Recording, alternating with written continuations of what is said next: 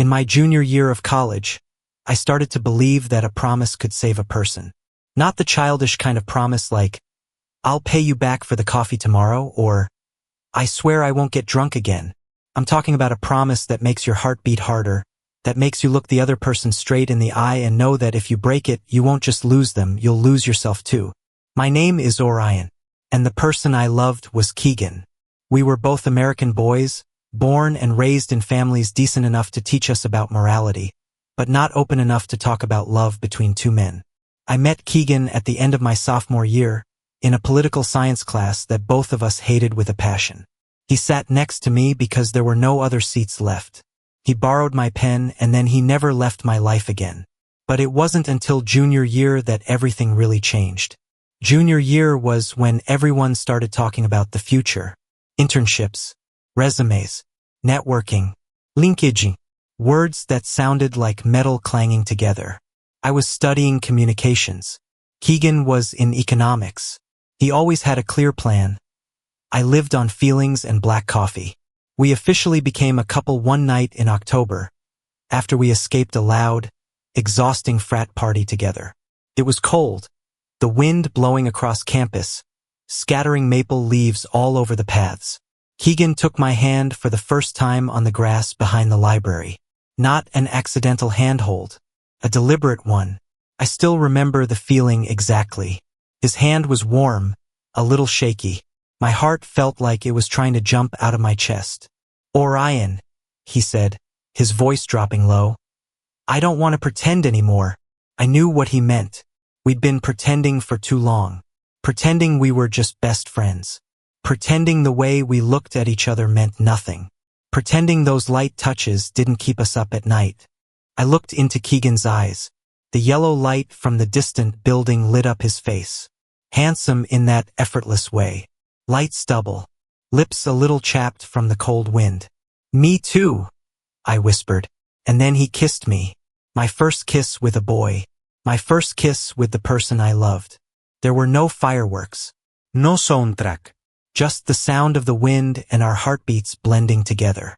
But to me, it was the moment the whole world was reborn. From that day on, we started a relationship that couldn't exactly be called public, but wasn't completely secret anymore. On campus, we kept just enough distance. No hand-holding in crowded places. No kissing in broad daylight. But in my small apartment near campus, we were ourselves.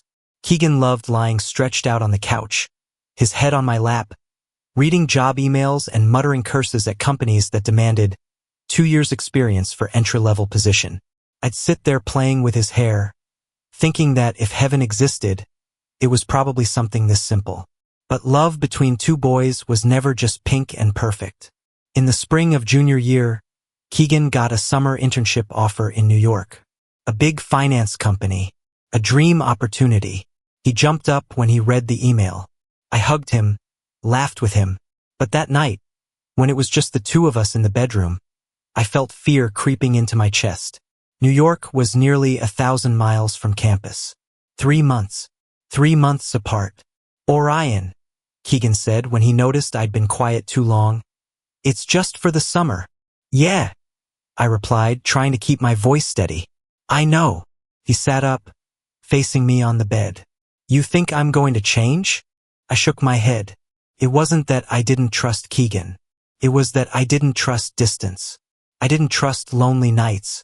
I didn't trust the temptations of a city that never sleeps. He took my hand, squeezed it tight. Let's make a promise, Keegan said. No matter what happens, no matter where we are, we never break this. What's this? He placed his hand on my chest. What we have. The truth. The love. No running. No pretending. I looked at him for a long time. Then I nodded. We promise. That was the first promise.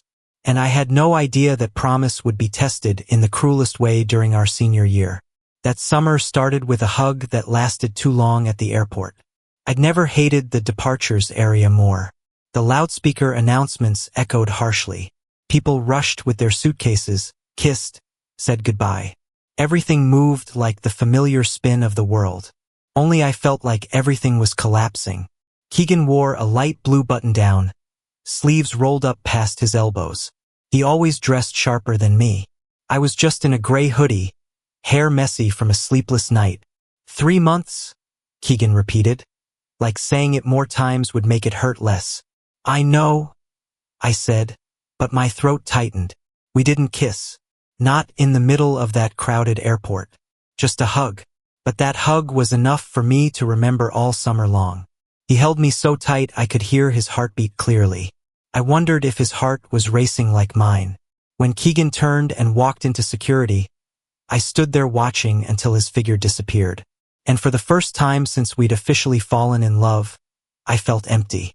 New York swallowed Keegan fast. The first week, he called me every night. Told me about the office in Midtown, the strict boss, the rooftop bars his coworkers dragged him to after work. I listened and pictured it all. Skyscrapers, lights bright as daylight, a more grown-up, confident version of Keegan, belonging to a bigger world than mine. By the third week, the calls grew fewer. Sorry, I got home too late today. I have a networking event tomorrow. I have to prep a presentation this weekend. I understood. I really did. I was busy too with my part-time campus job and a summer class. But understanding didn't mean it didn't hurt. There were nights I lay alone in the apartment, staring at the ceiling, phone silent on my chest. I missed the feeling of Keegan lying next to me, missed his breath on my shoulder, missed the way he unconsciously pulled me closer in his sleep. One July night, I was scrolling Instagram and saw a photo Keegan was tagged in at a party. He was standing in a group of coworkers holding a cocktail. Next to him was a blonde guy with his hand on Keegan's shoulder, both of them laughing easily. My heart clenched. I knew I was overreacting, could just be a friend. But the image kept replaying in my head. I called Keegan that same night. Hey, he answered, sounding tired. I saw your photo on Insta, I said bluntly. Oh, just a company party. Who's the blonde guy? On the other end, Keegan was silent for a second too long. Just another intern. Name's Mason. That name irritated me for no reason. I don't like the way he had his hand on your shoulder, I blurted. Orion, Keegan sighed. Are you jealous? No. I stopped. I'm just scared. Scared of what? Scared you'll realize you could have an easier life. There. With people like you. Smart. Ambitious. Not messy like me. I hated myself for saying it. But it was the truth I'd been hiding for weeks. Keegan was quiet for a long time. I could hear traffic on his end. Orion, he finally said, his voice softening. You think I love you because you're perfect? I didn't answer. I love you because you're you. Because you're emotional. Because you're brave enough to look your fear in the eye and say it out loud. Don't turn me into the guy who's going to break our promise. That sentence hit me like a gentle slap. I'm sorry, he whispered. We made a promise, Keegan reminded me. No running. No pretending. If something's worrying you, say it. But don't imagine it all and hurt alone. That night, we talked for almost 2 hours. Not just about Mason or New York, but about the future. About senior year. About whether we should be more open. About how our families might react. Before we hung up, Keegan said something I'd never forget. No matter where I am, you're still my home. I slept well for the first time in weeks. When summer ended and Keegan came back to campus, I picked him up at the bus station. This time, I didn't care who was watching. I pulled him into my arms and kissed him right in the middle of the walkway. People stared. People whispered. I didn't care. Keegan froze for a second, then smiled, wrapping his arms around my neck. Bold, huh? He teased. I'm tired of being scared, I said. Senior year started with a new version of us. More mature, but also under more pressure. What I didn't know was that the real test wouldn't come from distance. It would come from family, and from a truth Keegan had been hiding from me for months. Senior year didn't give anyone a chance to breathe. Resume workshops, career fairs, senior thesis. Those first interviews made my heart want to jump out of my chest. Keegan and I threw ourselves into that grind like two sprinters, trying not to fall behind. But somewhere between all the emails and deadlines, something started to change. Keegan became more guarded, not obviously distant. He still slept over at my place, still kissed me before class, still whispered, "I love you," when we lay together in the dark. But there was something in his eyes, a hesitation, a thin veil. I noticed it one November night. We were sitting in the living room, laptops open. I was editing my portfolio for a communications company in Chicago. Keegan was reading emails with an unusually serious expression. "I need to tell you something," he said suddenly. His tone made me shiver. "What?" Keegan closed his laptop, took a deep breath. "My family wants me to come back to Boston after graduation." That sentence landed between us like a rock. Boston. Not Chicago. Not the city I was aiming for. Not the place we talked about in our dreamy nights about a small apartment, a dog, and lazy Sunday mornings making coffee for each other. Back for what? I asked, even though I already had a hunch. "My dad's expanding the company. He wants me to join, officially. Training manager position." I let out a small laugh, but there was no joy in it. "What about all those jobs you applied for in New York?" Keegan avoided my eyes. "I didn't tell you. I turned down an offer." My whole body went rigid. "When?" "Last month." "And you didn't say anything?" "I didn't know how," Keegan replied, his voice hoarse. "Orion, my family, they don't know about us. They still think I'll marry some girl, have a normal life. If I go back to Boston, live close to them, everything will be easier." I cut in. "At least more stable." I shot to my feet. "Stable for who? Keegan? For you? Or for the image they want?" He stood up too. "Don't make it sound like I'm betraying you." "But you hid it from me." My throat burned. "We promised." "No pretending." "No running." Keegan clenched his jaw. "I'm not running. I'm just trying to find a way so everything doesn't explode." "What about us?" I asked, my voice dropping. "If you go to Boston and I'm in Chicago? Or somewhere else? Long distance again? Waiting again?" The room was terrifyingly quiet. Finally, Keegan said, "I think maybe we need to be more realistic." That hurt worse than any insult. "Realistic," I repeated. "We're about to graduate. Life isn't this little campus anymore. Each of us has to choose our own path. So you're choosing family. I'm choosing responsibility. Aren't I your responsibility?" That question made Keegan look at me like I just stabbed him. "Don't say that," he whispered, but it was too late. That night, Keegan didn't stay over. He left my apartment with a hesitant hug and the words, "We'll talk when we're calmer." The door closed. I stood alone in the room that had once been filled with the laughter of two men in love. The weeks that followed were the worst since we'd met. We still talked, still saw each other in class. But there was an invisible gap between us. Every time I brought up the future, Keegan dodged. Every time he mentioned Boston, my heart twisted. One night before Thanksgiving, Keegan invited me to his apartment. I knew something was coming. He cooked pasta. Something he rarely did because he always said I cooked better. That made me even more uneasy. After dinner, Keegan sat across from me on the couch. "Orion," he started. "I've been thinking a lot." I looked down at my hands, not daring to meet his eyes. "If I go back to Boston, I can't live openly. Not with my family. Not in that environment." I looked up. "What do you mean?" "I mean, I can't be myself completely. And I can." I smiled bitterly. "I have a family too. I have fears too. But you're ready to face it. And you're not." Keegan closed his eyes for a second. When he opened them, I saw the torment. "I don't know." That answer broke me. We had promised. No running.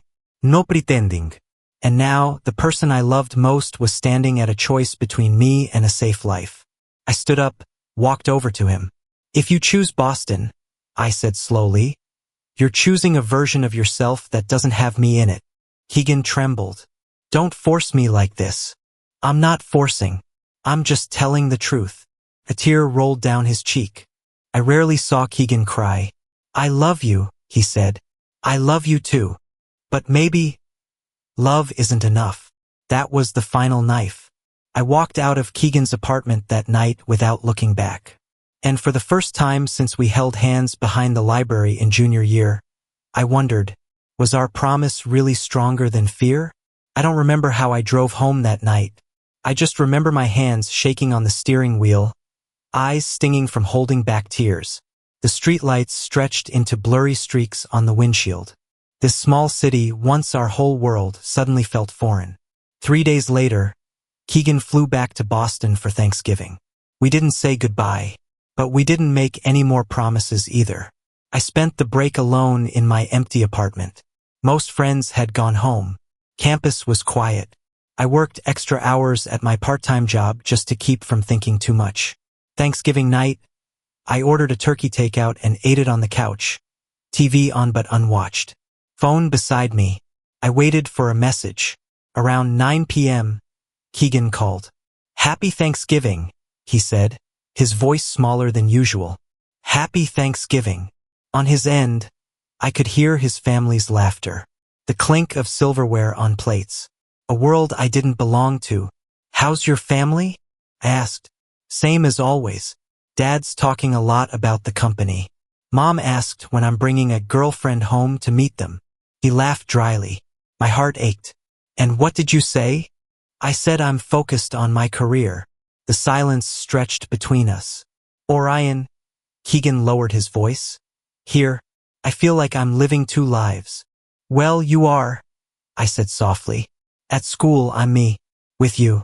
Here, I'm the version they expect." "And which one are you choosing?" That question made Keegan go quiet for a long time. I heard a door close.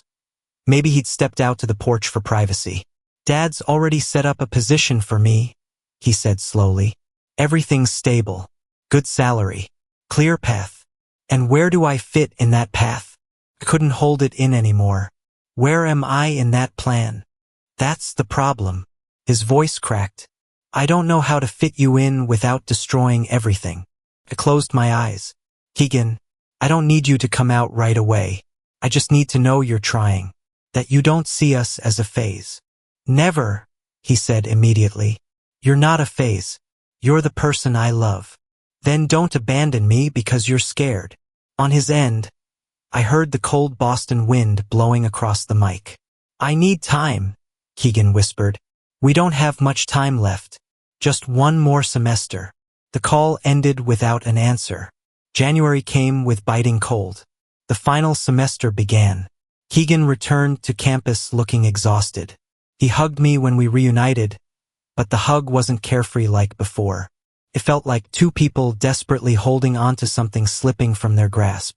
We didn't officially break up, but we weren't the junior year version of us anymore either. Until one February evening. That day, I got an email from a communications company in Chicago. They invited me to the final interview round. The biggest opportunity yet. I ran to find Keegan almost immediately. He was in the library. "I have good news," I said, unable to stop smiling. Keegan looked at me, his eyes lighting up at my excitement. "What?" I told him everything. About the position, the city, the chance to start over. "That's amazing," Keegan said, and I could tell he meant it. He hugged me right there in the library aisle, ignoring a few curious glances. "Maybe this is the answer," I said quietly. "What do you mean?" "I mean, if I go to Chicago and you go to Boston, we'll have to decide clearly. No more in between." Keegan let go of me. "Orion, don't turn this into an ultimatum. I don't want to, but we can't keep floating forever." That night, Keegan came to my apartment. No fight, just the truth. He sat on the edge of the bed, staring at the floor. "I talked to my dad," Keegan began. My heart pounded. "About me?" I asked. "About how I'm not sure I want to join the company." I held my breath. He was angry, really angry. Said I was throwing away my future. "And you?" I told him I can't live a life where I'm not honest with myself. My eyes stung. "Keegan." He looked at me, and this time, there was no hesitation in his gaze. "I was scared, Orion. Scared of losing my family. Scared of rejection. Scared that our love wouldn't be enough to fight it all. He took my hand. But I'm more scared of losing you. The air in the room thickened. I don't know what will happen with my family, Keegan continued. It might be really bad. I might lose a lot. But I don't want to break our promise. I started crying. Not from pain. From relief. Keegan pulled me into his arms. This time, the hug was solid, no hesitation. He kissed me, deep and slow, like he was reaffirming that we were still here. No matter if you go to Chicago or wherever I end up, Keegan whispered in my ear, I won't live a life that denies you. For the first time in months, I believed our promise could survive. But graduation was coming fast. And the world outside wasn't as easy as a dorm room or a student apartment. Spring of senior year arrived quicker than I expected. Campus bloomed under the sun. Cherry blossoms lined the path to the library where Keegan had first held my hand. Everything was beautiful in a cruel way, like the world wanted to remind us this moment wouldn't last. I got the official offer from the Chicago company at the end of March. Full-time, living wage, starting in June. I read that email 3 times before I dared to believe it was real. When I told Keegan, he hugged me so tight I could barely breathe. I'm proud of you, he said, eyes shining. And you? I asked. Keegan had turned down the family company position. After a big fight with his dad in February, things between them were icy. But he hadn't gotten any offers in Chicago either. He was interviewing at a few places, Boston, New York, even Denver.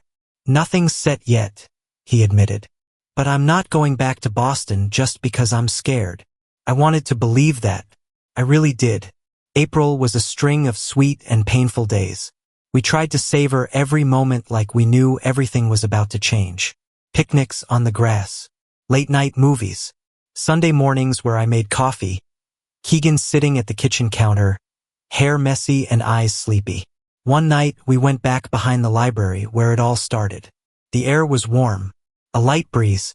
I sat on the grass, looking up at the sky turning orange.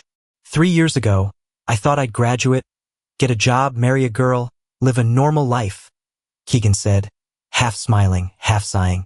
And now I just think, if that future doesn't have you in it, it's meaningless. I looked at him for a long time.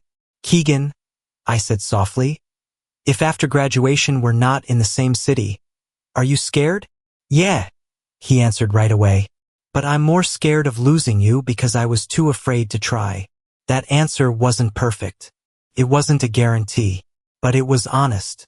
And maybe, for 2 22-year-old boys stepping into the adult world, honesty was the only thing we could hold on to. Graduation came on a sunny May morning. We wore black gowns, square caps. Keegan's family came. Mine did too. The 2 families sat a few rows apart. No one knew the truth. I caught Keegan's eye in the crowd. He smiled. A smile just for me. When my name was called, I walked across the stage, heart pounding. Not just because of the diploma, but because I knew, from tomorrow, no more classes. No more campus as a safe zone. Just the real world. After the ceremony, we took photos with our families. Keegan stood between his parents, arm around their shoulders. I stood a few feet away, smiling with mine. There was a moment when our eyes met.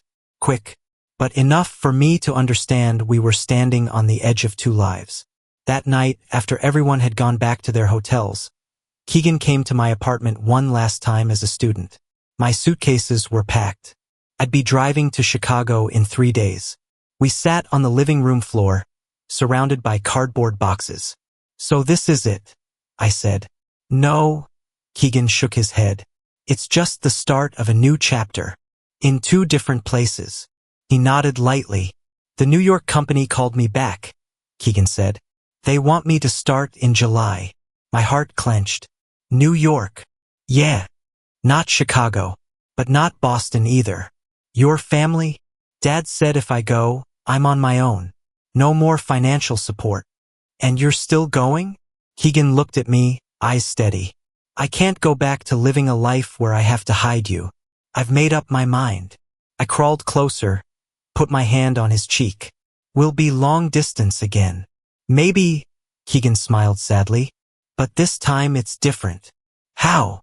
This time, it's not because I'm scared. It's because I'm building my future and hoping one day that future will meet yours. I pressed my forehead to his. We promised, I whispered, not to break it. That night, we made love slowly, without hurry, like we were etching every sensation into memory. Not because we were afraid of losing each other, but because we knew love didn't only exist in one city. The next morning, Keegan helped me carry the boxes down to the car. Before I got in, he pulled me close and kissed me in the empty parking lot. Chicago won't have me there, he said. Not yet, I replied. As I drove away from campus, I looked in the rearview mirror and saw Keegan standing there, getting smaller, then gone. We had stepped into the adult world, and our promise was about to be tested again, not just by distance, but by ambition, loneliness, and the new versions of ourselves. Chicago greeted me with the biting wind off Lake Michigan and skyscrapers reflecting the gray sky. I moved into a small studio on the north side. The apartment was just big enough for a bed, a desk, and a cramped kitchen corner. No couch for Keegan to rest his head on my lap like before. No balcony overlooking campus. Just me. And the silence. The first week at work left me exhausted. The communications company ran like a machine. Deadlines on deadlines.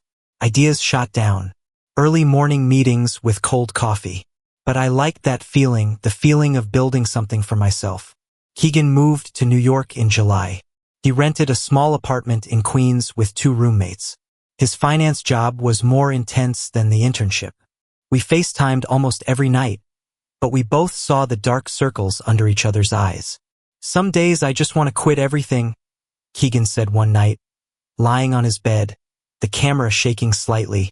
Don't, I replied. You fought too hard to be there. How about you? How's Chicago? I'm surviving, he smiled. Not sure if I'm living yet. We laughed together, but distance was no longer an abstract idea. It was time zones and busy schedules. It was not being able to fly over just because you missed someone. It was nights when I lay staring at my phone lighting up and then going dark. There were days I was jealous of Keegan's city. New York was loud, alive, full of opportunities, full of people.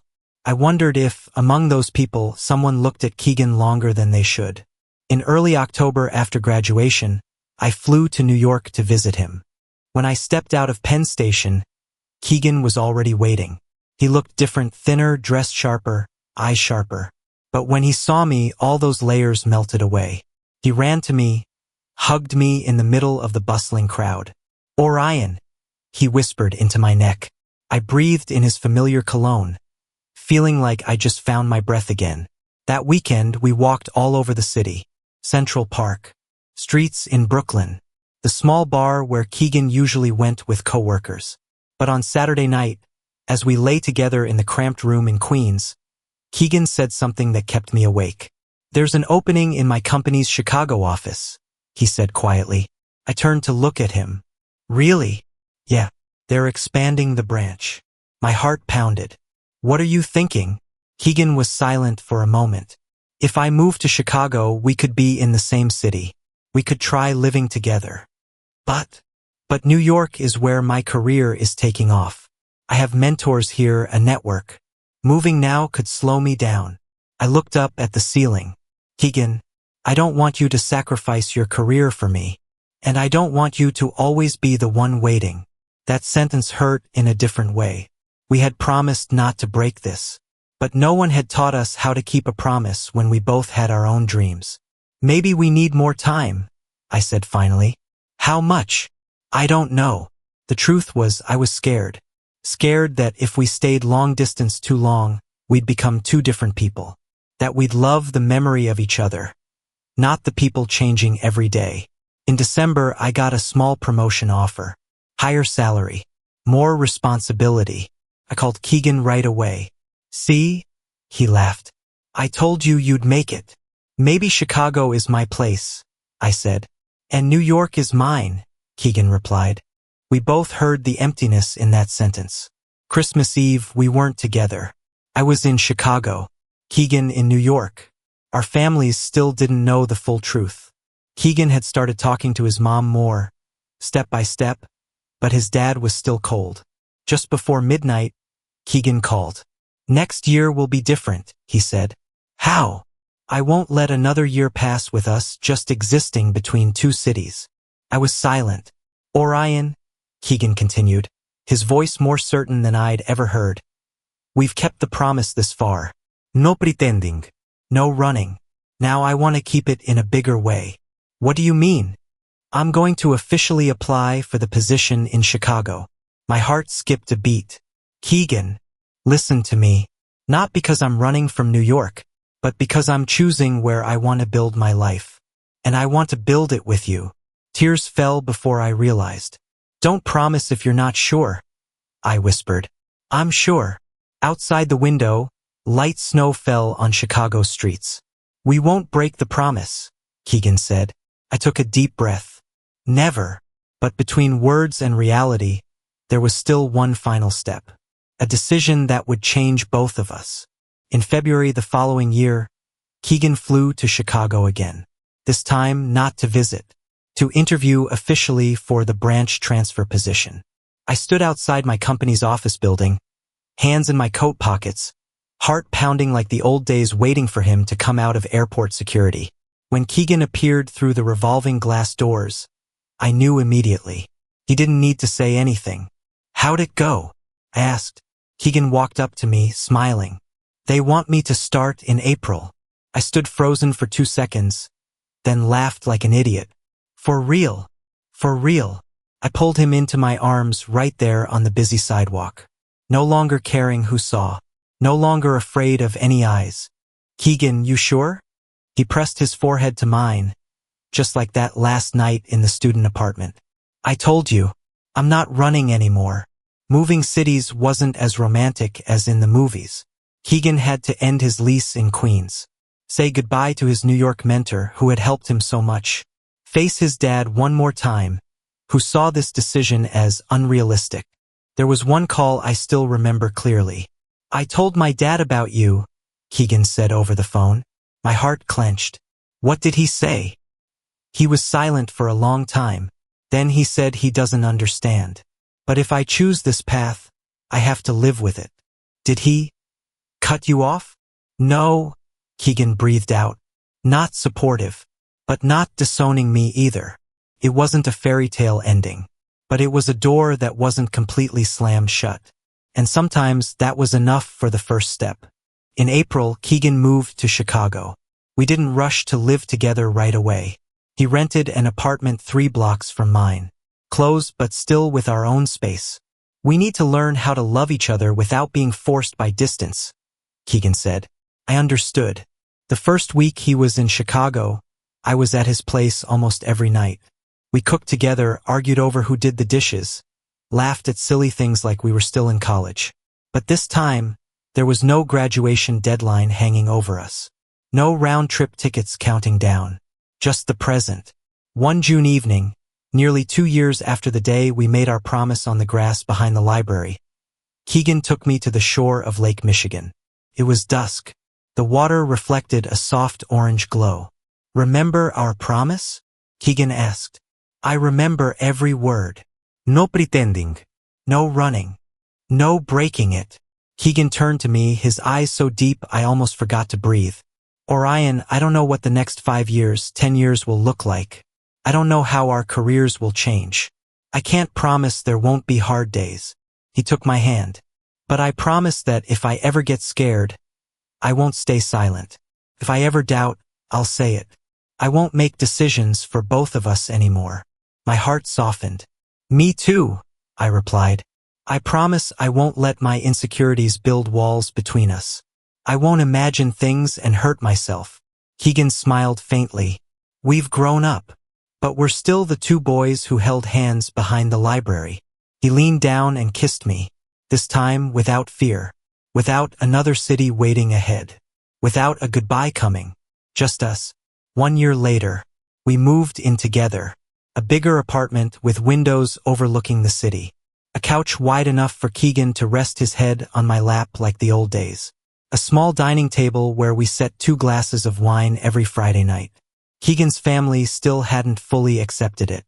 But his mom had started asking about your friend over the phone. His dad was still difficult but not as angry as before. My family knew. It wasn't perfect, but it was real. One late night, as we lay on the couch, I asked Keegan, if you could go back to junior year of college, would you change anything? He thought for a moment. Maybe I'd be less scared sooner, and I'd trust you more. Keegan turned, pulling me closer. Orion. Yeah. We didn't break the promise. I smiled, feeling his heartbeat under my hand. Because we didn't promise we'd never change, I said. We just promised we'd never abandon the truth. Outside, Chicago was still noisy.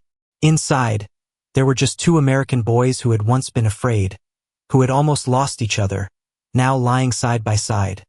Not perfect, but honest. And sometimes, love doesn't have to be a grand victory. It just has to be two people choosing to stay. Over and over again.